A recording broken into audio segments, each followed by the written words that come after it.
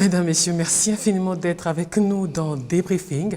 Débriefing, émission d'opinion sur B1 Télévision. Au menu aujourd'hui, la fosse commune qui occupe toujours les esprits, même s'il y a eu un autre enterrement collectif, cette fois au vu et au su de tout le monde sur les mêmes lieux, cimetière Fula Fula à Maluku. On aura également les commissions d'installation des nouvelles provinces, déjà à pied d'œuvre, en dépit de cette levée de bouclier venant par exemple de l'ex-premier ministre Adolphe Muzito, pour qui le Congo est dépourvu de budget. Également, les naufrages des clandestins en Méditerranée, les violences xénophobes en Afrique du Sud et ce mouvement d'humeur des journaliers de la SNEL. Je débriefe avec Patrick Katanga. Il a été au FAC El Fayoulou. Il est au Front populaire contre la révision de la Constitution. Il en est le porte-parole. Il est dans la dynamique d'action de l'opposition. Son parti, pour ceux qui ne le savent pas, c'est le MDC, le mouvement des citoyens Maïmaï. Monsieur Katanga, bonsoir. Bonsoir, madame. Nous sommes également avec Steve Kivota. Il est cadre au PALU, le parti Lumumbiste unifié d'Antoine Gizenga. Il est juriste, monsieur Kivota. Bonsoir. Bonsoir, madame. Alors, on commence tout de suite par cet enterrement en collectif Fula Fula à Maluku. Il y a eu un autre rituel de l'hôtel de ville. Monsieur Kivota, est-ce qu'il n'arrive pas trop tard? On peut le dire, parce qu'en principe, comme un certain nombre de gens l'ont dit, et même la loi, une tombe commune n'existe pas. En principe, lorsque des gens meurent, et même si leurs familles ne prennent pas les corps, chaque corps a droit à une sépulture. Peut-être que maintenant on se rend compte qu'il y a eu une petite négligence et on corrige. Je pense que ça ne vient pas trop tard. Il n'est pas tard pour corriger. Il n'est pas tard pour bien faire. Malgré tout, l'opposition exige, M. Katanga, l'exhumation de plus de 400 corps de la première fosse. Et c'est l'une des conditions pour s'engager dans le processus des élections, n'est-ce pas, M. Katanga? Ou je me trompe? Ce n'est pas une condition sine qua non pour s'engager dans le processus électoral. On en viendra. Mais le problème de la fosse commune, c'est comme ça qu'il faut l'appeler. Parce qu'il faut arrêter de jouer avec la sémantique. Enterrement collectif, tombe commune, fosse commune. Dans tous les cas, on a creusé et on y a mis le Congolais groupé, des cadavres de Congolais groupés dans une fosse. Nous sommes devant une fosse commune. Maintenant, la sémantique, je laisse à ceux qui n'ont pas de morale, qui veulent discuter là-dessus. Notre pays doit savoir s'il va vers quel type de société. Nous sommes désarçonnés que 425 Congolais, 10 indigents. Pourquoi j'ai dit 10? Parce que c'est l'expertise qui va nous prouver qui était indigent, qui était mort de quoi et qui était assassiné.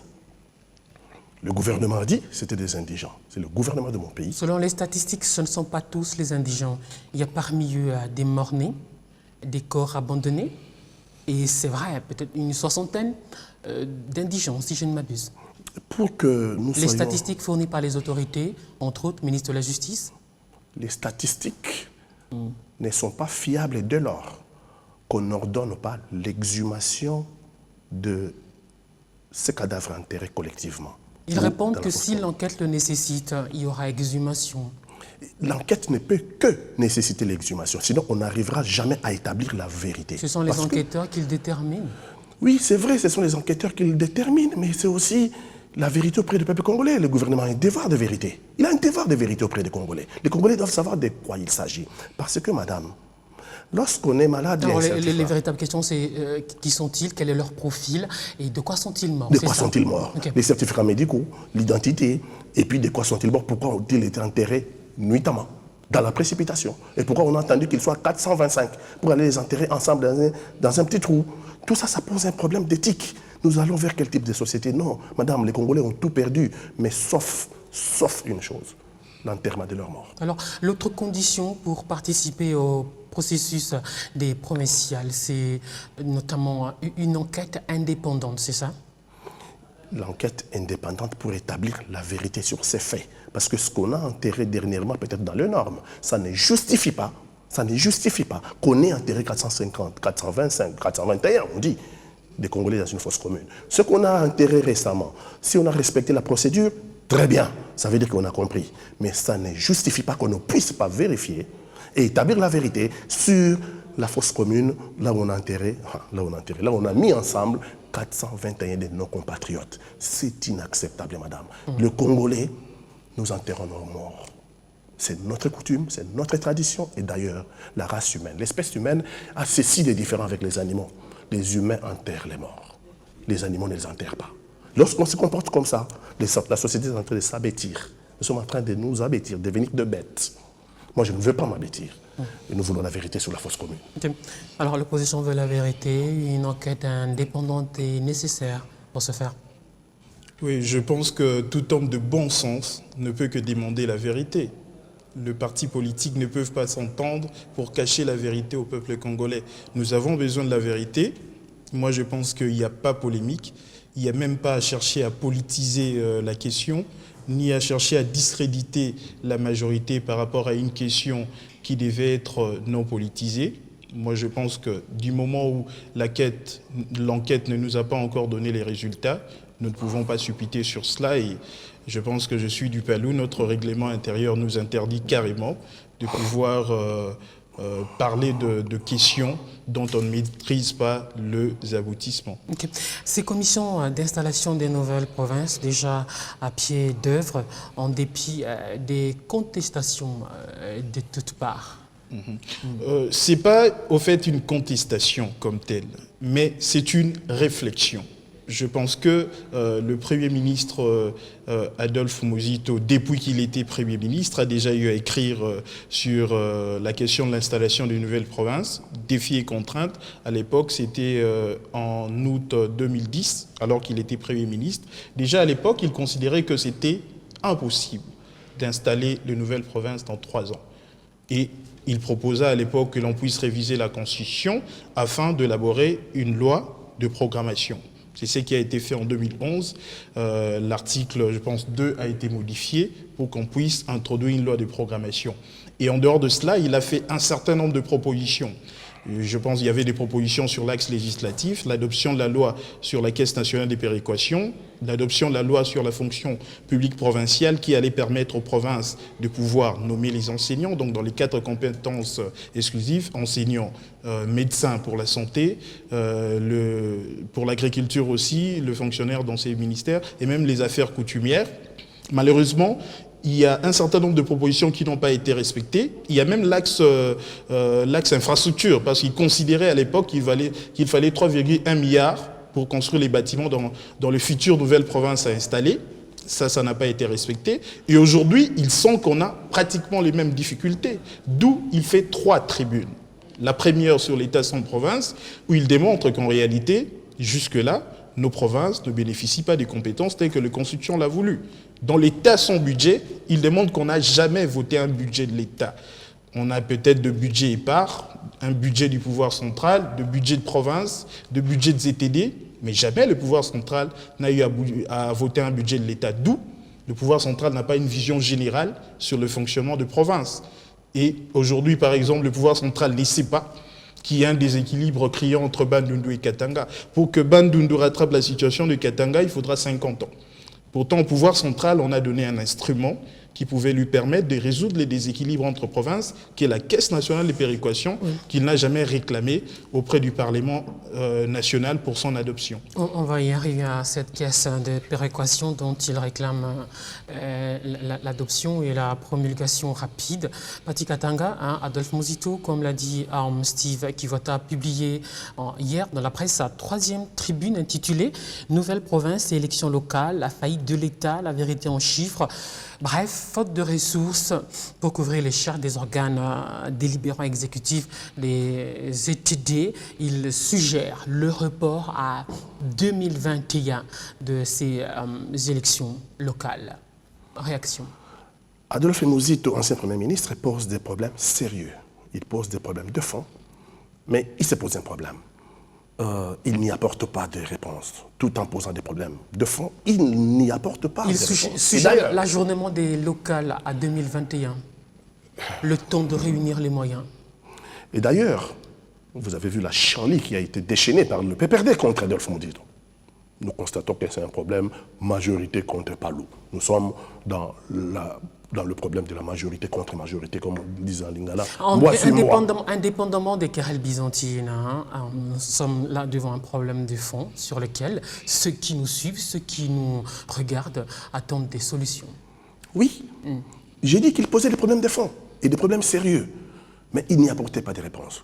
Les découpages qu'on nous présente aujourd'hui, les découpages de province, n'est tout simplement qu'un découpage politique. Il ne répond qu'au préalable politique. Et d'ailleurs, problème politique qu'on a cherché à résoudre au sein de la majorité. Le problème est parti au mois de décembre lorsque le gouverneur du Katanga est rentré au Katanga et a fait un discours en parlant de 3 faux pénaltys. On a cherché à les vincer. Comme on n'arrivait pas à les vincer, Moïse Katumbi était trop fort au Katanga. On ne pouvait pas les vincer, donc il faut morceler les provinces. Madame, la Constitution a été votée en 2006. Un autre homme fort du Katanga, Kyungu Wakumwanza, qui est contre ce découpage. Tout à fait. Kyungu Wakumwanza, qui est ensemble avec, il faut le dire, avec le gouverneur Moïse Katumbi, les deux sont contre les découpages.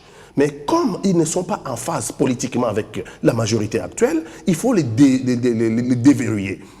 Kyungu Wakumwanza est président de l'Assemblée nationale, et Moïse Katumbi, gouverneur du Katanga. Des hommes très populaires, ancrés dans la population katangaise. Alors, comme ils ne sont plus en phase avec la majorité ne peut pas les défaire politiquement, donc on a cherché à les défaire juridiquement. On a commencé par dépêcher, mettre en pièces les provinces comme ça. Et Moïse Katumbi et Kyungu Wakumwanza, Baba Wakatanga, ils vont se retrouver sans province. Parce qu'on a morcelé la province du Katanga. Malheureusement, la province du Bandundu et les autres provinces, ils payent le prix. Je me rappelle encore en 2009, des discours sur la nation du président Kabila. Il dit à peu près ceci, en ce qui concerne le découpage, en ce qui concerne, l'article 2 qui prévoyait les 26 provinces, il dit, in globo, que le Congo est confronté au problème d'ordre financier et le Congo ne peut pas se permettre d'installer ces 26 provinces pour l'instant parce que les problèmes d'ordre financier sont récurrents et que le Congo n'a pas le moyen. In globo, il dit ça. Aujourd'hui, il décide de morceler. Il décide de morceler et il nous parle de 120 jours. Madame, la Constitution avait prévu 3 ans pour installer les 26 provinces, donc 36 mois. Et en 2009, le président Kabila nous dit le Congo n'a pas le moyen de faire ce découpage pour arriver à 26 provinces, faute de moyens. Et aujourd'hui, le président Kabila nous dit il est capable de le faire en 4 mois. Donc, ce qu'on n'a pas pu faire en 36 mois, il peut le faire en 4 mois, 120 jours. Il faut qu'ils disent aux Congolais quelle est la motivation, quel est le changement, quel est l'élément qui fait que ce que nous n'avons pu faire, ce que nous n'avons pu réaliser en 3 ans est devenu réalisable en 120 jours, 4 mois. Donc, tout ça n'est pas du tout sérieux. Nous savons très bien que les 11 provinces déjà ne sont pas viables. On a dit ici le décalage qu'il y a entre la province du Katanga et la province du Bandundu. Décalage criant. Et là, on parle du Bandundu. Si vous allez à l'Équateur, mais nous sommes encore à l'âge des pierres. Nous sommes à l'âge des pierres, mais pas au figuré, au propre, mais pas à l'âge de pierre taillée. Nous sommes à l'âge de pierre, nous ne sommes pas à l'âge de pierre polie, mais à l'âge de pierre taillée. Et vous morcelez ce province qui est encore à l'âge de pierre taillée. Mais quels sont les moyens? Il faut y mettre des moyens. Il faut installer les bâtiments administratifs. Il faut un budget pour ces provinces créées. Il n'y a rien du tout. C'est ça le rôle de ces commissions d'installation? Non, madame. Ces commissions d'installation n'y arriveront pas tout simplement parce que... Ces commissions vont évaluer les besoins. Oui, mais il faut qu'on nous dise où va-t-on trouver les moyens, puisqu'on a déjà évalué les moyens qu'il faudra pour l'adoption rapide et la promulgation de la caisse de péréquation, dont les fonds pourront dégager suffisamment de ressources pour faire tourner les 26 provinces. Selon Adolphe Muzito, ce n'est pas moi qui le dis. Voilà. Je voudrais plus revenir sur les travaux que les commissions ad hoc devront faire. Parce que déjà, elles seront butées à des très grandes difficultés dues à l'inexistence du budget de l'État. C'était ça la question qui a été posée dans la deuxième tribune, parce que ces commissions devront évaluer les actifs et le passif. Mais comment elles vont les évaluer sans le budget de l'État, sans le tableau des bords? Parce qu'aujourd'hui, allons à Bandundu. On y a investi à travers le parc agro-industriel de Bukangalonzo. C'était à Kingé. Mais c'était dans le cadre de Bandundu. Aujourd'hui, on doit se poser la question, est-ce que ce parc de Bukangalonzo, vu son mode de financement, ça va appartenir à Kinshasa et à Bandundu, ou ça va appartenir au Kwango et aux 3 autres, c'est-à-dire le Kwilu et le Maindombe? Voilà une des grandes questions. Allons dans le passif. Aujourd'hui, le pouvoir central n'a jamais su que beaucoup de provinces vont emprunter de l'argent auprès des institutions financières bancaires. Contrairement d'ailleurs, en contradiction totale avec l'article 15 de la loi relative aux finances publiques. Aujourd'hui, on doit se poser la question par rapport à ces passifs, comment on peut le partager entre différentes provinces. Prenons l'exemple du Katanga. La plupart des investissements, lorsqu'on empruntait de l'argent, allaient au niveau du Haut-Katanga. Aujourd'hui, lorsqu'on subdivise le Katanga, on a 4 provinces, le Haut-Katanga, le Lualaba, le Haut-Lomami et le Tanganyika.